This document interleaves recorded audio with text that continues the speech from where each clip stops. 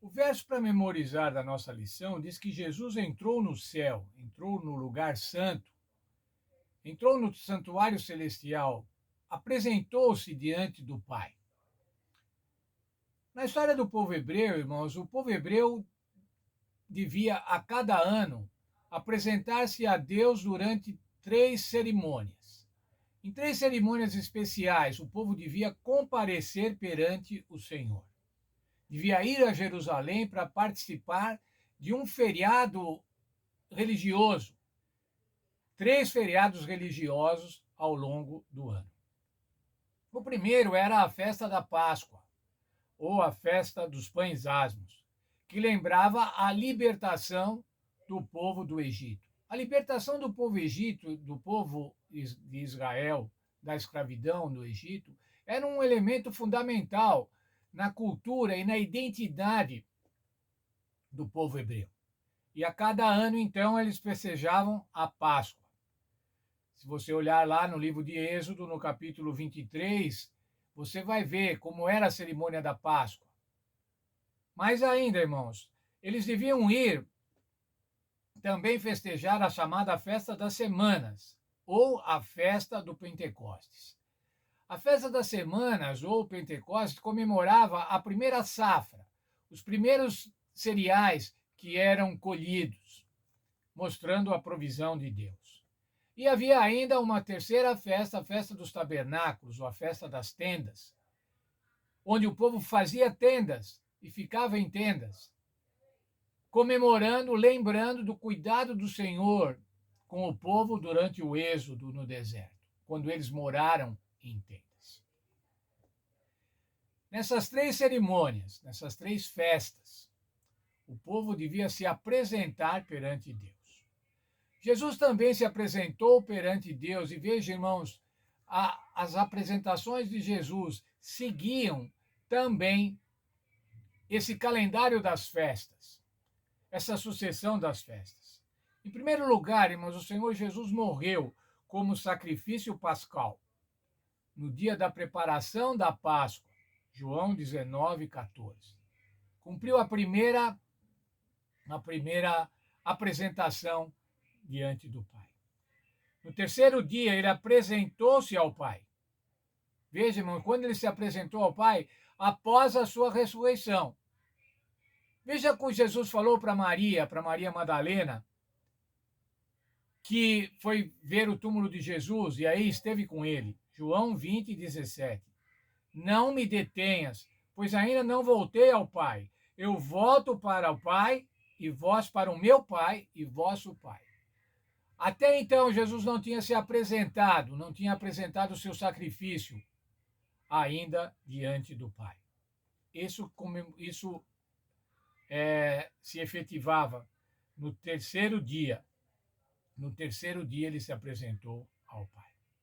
Após 40 dias, irmãos, houve a entronização do Senhor Jesus no céu. E foi comemorado o Pentecostes, era o Pentecostes. E o que foi o Pentecostes, irmãos? Foi a dotação do Espírito Santo para os discípulos e as primeiras colheitas de conversos. Isso aconteceu, irmãos, no 40º dia após a ressurreição do Senhor Jesus. João 16:7. O Senhor Jesus diz assim: convém que eu vá, porque se eu não for, o Consolador não virá para vós. Mas se eu for, eu o enviarei. O que significava, irmãos, a dotação do Espírito Santo? A queda do Espírito Santo, a unção do Espírito Santo àqueles primeiros cristãos. Significava que o Senhor Jesus tinha sido entronizado no céu. Significava que o Senhor Jesus tinha autoridade divina agora para mandar o Espírito Santo para ajudar, para assistir aos crentes. Então veja, irmãos, qual era a sucessão. Primeiro, a morte do Senhor Jesus, a morte vicária do Senhor Jesus, sacrifício pelos nossos pecados.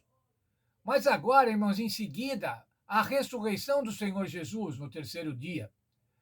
A ressurreição do Senhor Jesus significava a vitória do Senhor Jesus sobre a morte, a garantia, como já vimos, a garantia, a fiança das promessas.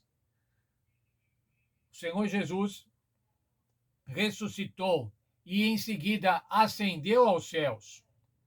Quando ele ascendeu aos céus, irmãos, ele foi apresentar ao Senhor Deus, Deus Pai Todo-Poderoso, o sacrifício superior.